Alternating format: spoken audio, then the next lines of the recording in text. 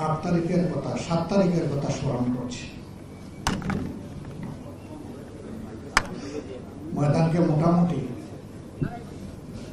শান্ত রেখে, শান্ত করে আমরা গিয়েছিলাম আহত ভাই বোনদেরকে দেখার জন্য ঢাকা মেডিকেল কলেজ হাসপাতাল। তারপরে পর্যায়ক্রমে আমরা গিয়েছি সরওয়ার্দী পঙ্গু হাসপাতাল এবং সাভারের সিআরপিতে। ঢাকায় এই 3টি হাসপাতাল দেখার, আহত ভাই বোনদের কাছে যাওয়ার আল্লাহ আমাদেরকে সুযোগ দিয়েছিলেন, আলহামদুলিল্লাহ। তখনও আমাদের শহীদানের রক্ত তাজা রাস্তায় গড়াচ্ছে বলে মনে হচ্ছিল। হাসপাতালের বেডে ভাই বোনেরা যন্ত্রণায়, কষ্টে পড়ে আছে। তাদের এক একজনের কাছে আমরা যখন গিয়ে তাদের অনুভূতি জানতে চেয়েছি যে আপনারা কেমন আছেন, একজন আল্লাহর বান্দা কিংবা বান্দি বলেন নাই যে আমরা ভালো নেই। আমরা অবাক হয়ে গেছি, সবার মুখে একই কথা, আলহামদুলিল্লাহ আমরা ভালো আছি। কারো চোখে আঘাত পেয়েছেন, দেখছেন না, কারো এক হাত ইতিমধ্যে কেটে ফেলা হয়েছে, পা কেটে ফেলা হয়েছে। একজন পেলাম যার এক হাতও কেটে ফেলা হয়েছে, একটা পাও কেটে ফেলা হয়েছে। তো বললাম যে এত যন্ত্রণা মুখে নিয়ে আপনারা ভালো আছেন? বললে আলহামদুলিল্লাহ ভালো আছে। এখন আপনাদের অনুভূতি কেমন, কেমন লাগছে? আবার বললো যে ভালো লাগছে। কি জন্য আপনাদের এই ভালো লাগা? বললো যে আমাদের প্রিয় দেশ স্বাধীন হয়েছে। একই কথা সবার মুখে, কোনো ব্যতিক্রম নাই। 2 একজনকে বললাম যে আপনারা তো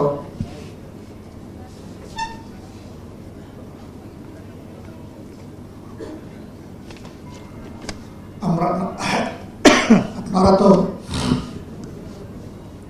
জাতির জন্য লড়াই করেছেন, আমরা গর্বিত, কৃতজ্ঞ, শুকরিয়া আদায় করি। তো আবার যদি এই ধরনের কোনো প্রয়োজন হয় আপনারা কি লড়তে পারবেন? আপনাদের তো কারো হাত নাই, কারো পা নাই, কেউ চোখে কম দেখছেন অথবা একেবারেই দেখছেন না, আপনারা তখন কি করবেন? এই যে ইনশাআল্লাহ আজকে যারা বলেছেন তারা সকলে বলেছেন এক হাত আল্লাহর জন্য, দেশের মানুষের জন্য দিয়েছে, আল্লাহ সুযোগ দিলে দ্বিতীয় হাত দিয়ে দেবে।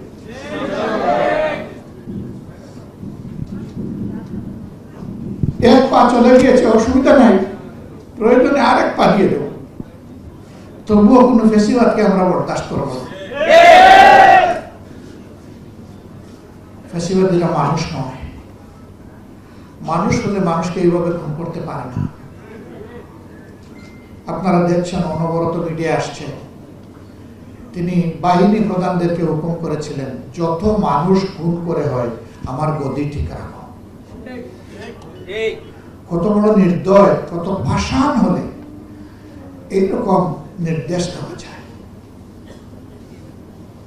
ও মাকার ও মাকার আল্লাহ আল্লাহু খায়রুল মাকিরিন। জাতির বিরুদ্ধে যারা ষড়যন্ত্র করে, আল্লাহ পক্ষ থেকে আল্লাহ হুঁশিয়ারি দিয়ে বলছেন, মনে রাখিও আল্লাহর চাইতে বড় কৌশলী কেউ নাই। আল্লাহর কৌশল যখন প্রয়োগ করা হবে তখন আল্লাহ কঠোরভাবে পাকড়া হবে। তাদের পরিণতি বাংলাদেশের মানুষ চোখে দেখছে। কিন্তু আমাদের এই ভাই বোনেরা এখনো যন্ত্রণা বয়ে বেড়াচ্ছে। বিশেষ করে চোখের ব্যাপারটা খুবই সেন্সিটিভ। চোখ দুটো চলে গেছে এরকম লোকের সংখ্যা প্রায় 500। একটি চোখ দারুণ ক্ষতিগ্রস্ত, সেই রকম লোকের সংখ্যা আমাদের হিসাব অনুযায়ী 750। এই দুইটা জায়গা আমাদের কাছে বড় কষ্টের। পা নাই, হাত নাই, হয়তো আর্টিফিশিয়াল লিম লাগায় কোন সুরত আমাদের ভাইয়েরা বোনেরা চলতে পারে, কিন্তু জীবনের আলো যাদের নিভে গেল, আল্লাহর সৃষ্টি তারা আর দেখবে না। দ্রুত তাদের জন্য কোনো চিকিৎসার ব্যবস্থাও সরকার কিংবা আমরা কেউ নিতেও পারলাম। চাইলেই সবকিছু হয় না, আবার চাইতে হয়, না চাইলে হয় না, দুটাই লাগে। আমরা সরকারকে তখন বলেছিলাম যারা শহীদ হয়েছেন তাদের আপনজন তো একটা শান্তি পেয়ে যাবে এক সময়, কিন্তু যারা আহত হয়েছে তাদের দিকে নজর দেন অগ্রাধিকারের ভিত্তিতে। সরকার বলেছিল যে আমরা তাদের সমস্ত চিকিৎসা নিশ্চিত করব, দেশে হোক বিদেশে। আমার জানা মতো দেশে কিছু চিকিৎসা দিলে ওইটা পর্যাপ্ত নয় এবং বিদেশের ব্যাপারে এখনো বড় কিছু সরকার করতে পারে। আমরা একটা সংগঠন, আমরা মূল দিন থেকেই আমাদের অগ্রাধিকার দুটো ছিল, প্রথমে শহীদ পরিবার, এরপরে আহত ভাই বোন। আমরা শুধু ঢাকা না, সারা বাংলাদেশে বলে দিয়েছিলাম যে আমাদের যা সামর্থ্য আছে তাই নিয়ে আমাদের আহত ভাই বোনদের পাশে দাঁড়ানো, আর শহীদদের ব্যাপারটা কেন্দ্র থেকে আমরা দেখব। আলহামদুলিল্লাহ আমাদের সবগুলা শাখা তাদের সামর্থ্য অনুযায়ী দিয়েছে। তারা যে বিশাল কোনো উপকার আপনাদের করতে পেরেছে তা না, বরঞ্চ আমরা আপনাদের পাশে গিয়ে কৃতজ্ঞ হয়েছি, ধন্য হয়েছি, যেতে পেরেছি, দোয়া চাইতে পেরেছি। এটা আমাদের সৌভাগ্য। আলহামদুলিল্লাহ আপনারা সুযোগ করে দিয়েছে। একজন শহীদের বাড়িতে আমরা যাওয়ার জন্য অপেক্ষা করতে হয়েছে আমাদের প্রায় 14 দিন। তারা কাউকে এলাও করছে না। এরপরে তারা এলাও করলো, আমরা গেলাম। যাওয়ার পরে তারা বলল যে এই ব্যাপারে আসা আপনাদেরটাই প্রথম, আপনাদেরটাই শেষ, আমরা আর কাউকে এলাও করব। কেন আমাদেরকে এলাও করলেন?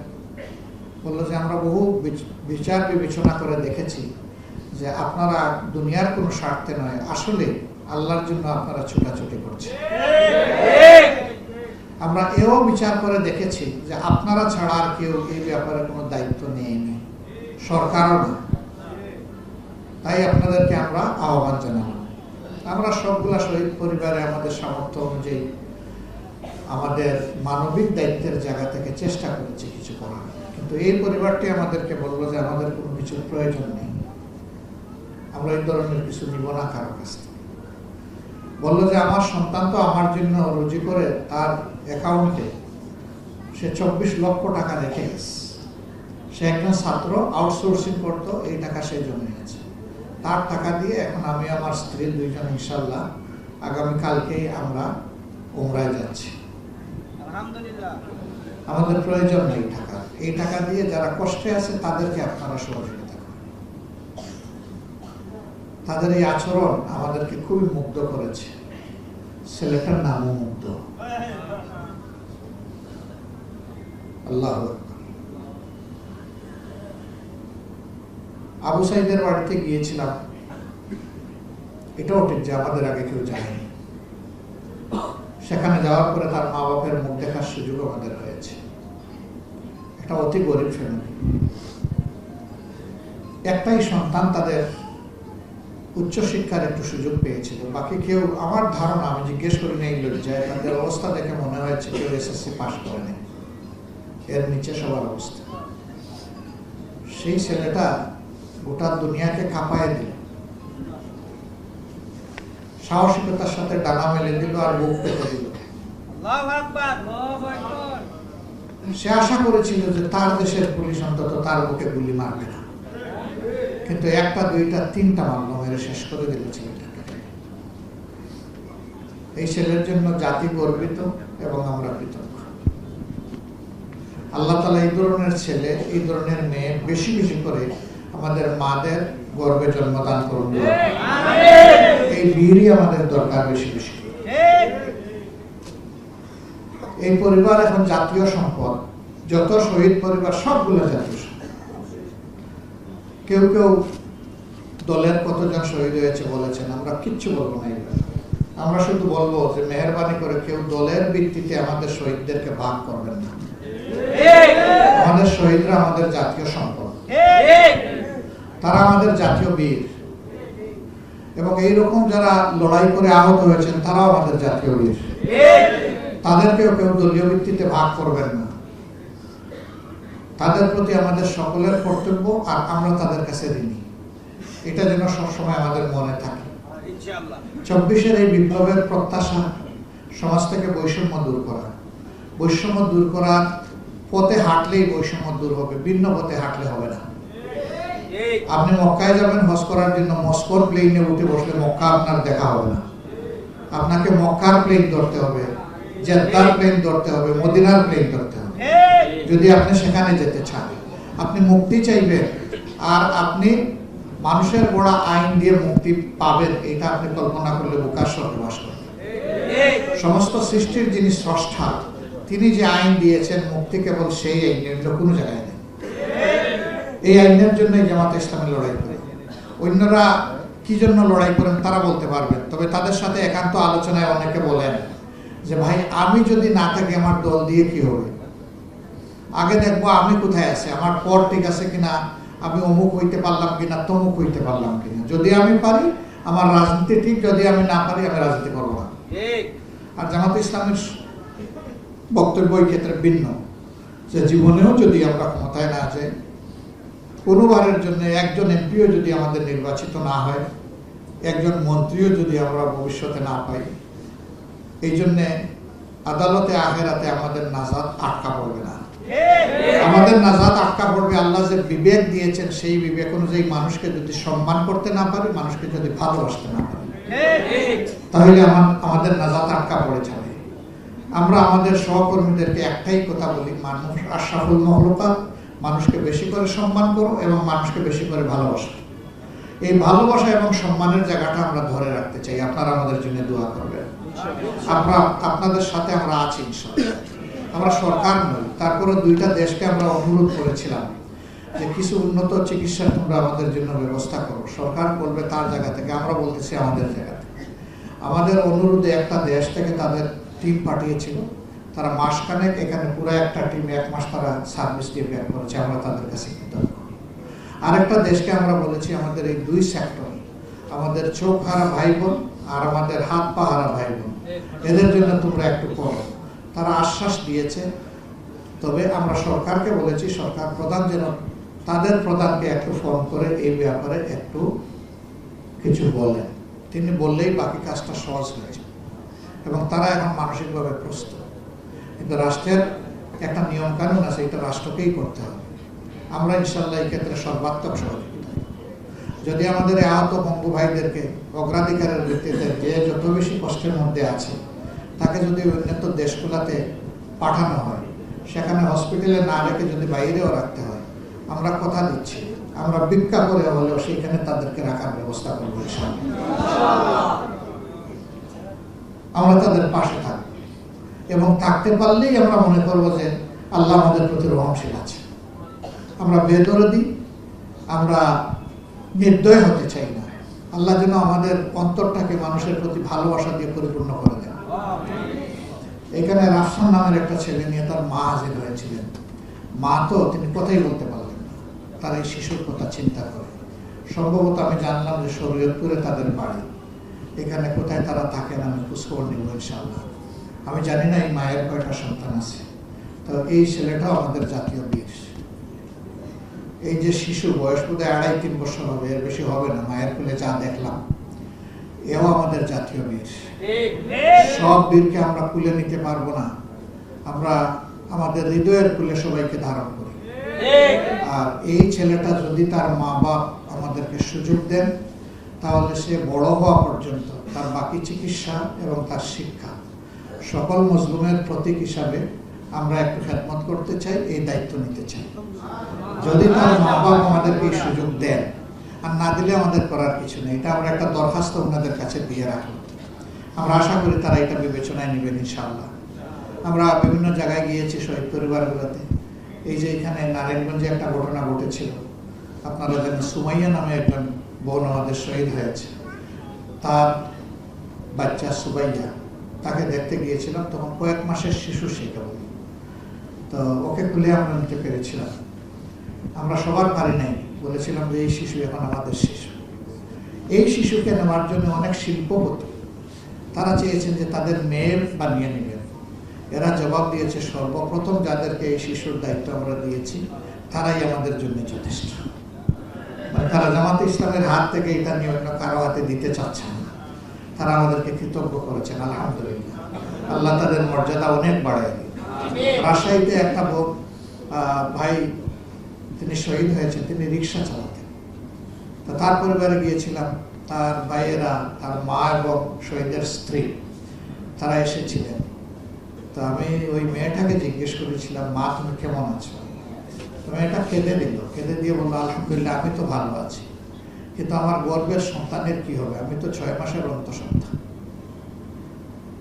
খুব কেঁদেছিল মেয়েটা, ভীষণ খারাপ লেগেছে যে আমরা তো গরিব হলেও 4টা ভাত খেয়ে চলছিলাম, শান্তিতে ছিলাম, স্বামী চলে গেল, আমি বিধবা হলাম, কিন্তু আমার এই সন্তানের কি? আমরা তাকে বলেছিলাম যে আলহামদুলিল্লাহ তোমার সন্তান এখন থেকে জাতীয় সন্তান, আর আমরা যা খাবো তোমার সন্তানও থাকাবে, তোমার পরিবারও থাকাবে ইনশাআল্লাহ। সেই মাস থেকে আলহামদুলিল্লাহ তাদের পাশে আমরা আছি, আমরা থাকবো ইনশাআল্লাহ থাকবো। আমরা এরকম আরো কিছু পরিবারে গিয়েছি এবং তারা আমাদেরকে এই সুযোগটা দিয়েছেন, আমরা তাদের কাছে কৃতজ্ঞ। আমরা যদি 24,000 ফ্যামিলি যারা আহত হয়েছেন সবার কাছে এরকম দায়িত্ব নিয়ে যেতে পারতাম, আল্লাহর সিজদায় পড়ে যে কত না শুকরিয়া আদায় করতাম। তবে হ্যাঁ, আল্লাহর ভান্ডারে কোনো কমতি নাই। আমরা চাই আমাদের হাতটা আল্লাহ যেন তার মেহেরবানি দিয়ে লম্বা করে দেন। আপনারা দোয়া করবেন, আমরা এইভাবে থাকতে চাচ্ছি সবার সাথে। আমরা এই দেশটাকে একটা ভালোবাসার দেশ, একটা বরকতময় দেশ, একটা মর্যাদার দেশ হিসেবে আমরা গড়ে তুলতে চাই। এই জন্য শিক্ষার জায়গাটায় আমরা ইনশাল্লাহ সবার আগে হাত দিব, যদি আল্লাহ কোনোদিন আমাদেরকে সুযোগ দেন। শিক্ষা যে জাতির ঠিক হয়েছে সেই জাতি ঠিক, সেই জাতি মর্যাদার জাতি, সেই জাতি বিশ্বের মাথা উঁচু করে দাঁড়াতে পারে। আর শিক্ষা যাদের এলোমেলো, শিক্ষায় কোনো দিক নির্দেশনা নাই, কোনো উদ্দেশ্য নাই, উদ্দেশ্যহীন বেলার মতো সাগরে বাসে, ওই দেশ এবং জাতি কখনো মাথা উঁচু করে দাঁড়াতে পারে। আমাদের দেশে সকল মানুষের আর্থিক অবস্থা সমান নয়। সরকারের দায়িত্ব হবে যাদের আর্থিক সঙ্গতি নেই তাদের পূর্ণ দায়িত্ব নিয়ে সন্তানদেরকে সুশিক্ষা নিশ্চিত করা। আমাদের দেশে এটা করা হয় না বলে অসংখ্য মেধা ঝরে যায়, বিপদগামী হয়ে সন্ত্রাসীতে পরিণত হয়ে থাকে। এটা সমাজের জন্য ভালো কোনো লক্ষণ না, এবং এর জন্য সমাজ দায়ী, সরকার দায়ী। সবাই গিয়ে নিজের গদিতে কিভাবে আসবে আর থাকবে এই নিয়ে ব্যস্ত থাকে। মানুষের পাটা কিভাবে ধোয়াবে, মানুষের কষ্ট কিভাবে দূর করবে সেই চিন্তা করতে চায় না। ওই চিন্তার মানুষ যতদিন পর্যন্ত বাংলাদেশের দেশের দায়িত্বে না যাবে, এই জাতির ভাগ্যের কোনো পরিবর্তন হবে না। যারা যাবে তাদের কপালের পরিবর্তন হবে, কিন্তু জাতির কপালে দুর্ভোগ আসবে।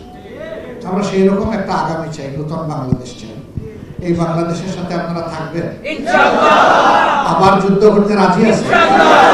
আল্লাহ তাআলা আপনাদেরকে তাইয়্যিব হায়াত দান করুন, আমিন। সিহাতে কামিলা ইনায়েত করুন, আমিন। শহীদদেরকে আল্লাহ তাআলা আল্লাহর একান্ত মর্যাদার বান্দা হিসেবে, বান্দী হিসেবে কবুল করুন, আমিন। আহত ভাইদের অন্তরে আল্লাহ তাআলা তার প্রশান্তির হাত বুলিয়ে দিন, আমিন। এবং সুস্থতার পূর্ণ নিয়ামত এনায়েত করুন, আমিন। আপনারা আমাদের জন্য দোয়া করবেন। প্রিয় দেশের প্রতি আল্লাহ যেন রহমত এবং শান্তির ফয়সালা নাজিল করেন, বেশি বেশি করে দোয়া করবেন, কারণ আপনারা মজলুম, আপনারা যোদ্ধা। আমার বিশ্বাস আপনাদের চোখের পানি আল্লাহ কবুল করবেন। সবাইকে শুভেচ্ছা, এখানে কষ্ট করে আপনারা এসেছেন। আসসালামু আলাইকুম ওয়া রাহমাতুল্লাহি ওয়া বারাকাতুহু।